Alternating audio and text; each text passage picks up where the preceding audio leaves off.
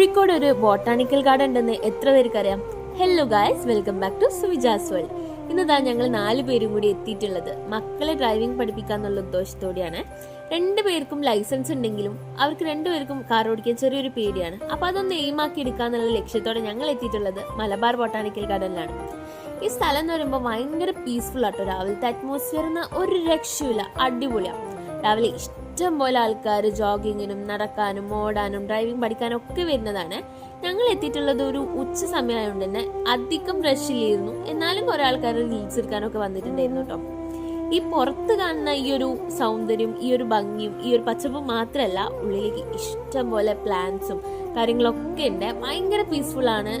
നിങ്ങൾ one time എങ്കിലും experience ചെയ്യേണ്ട ഒരു പ്ലേസ് ആണെന്ന് ഞാൻ പറയും. ഇതിന്റെ ഉള്ളിൽ ഒരുപാട് ഫ്ലവർ ഷോസ് ഒക്കെ നടക്കാറുണ്ട്. ആ സമയങ്ങളിൽ ഞങ്ങൾ വീഡിയോ ചെയ്യാട്ടോ.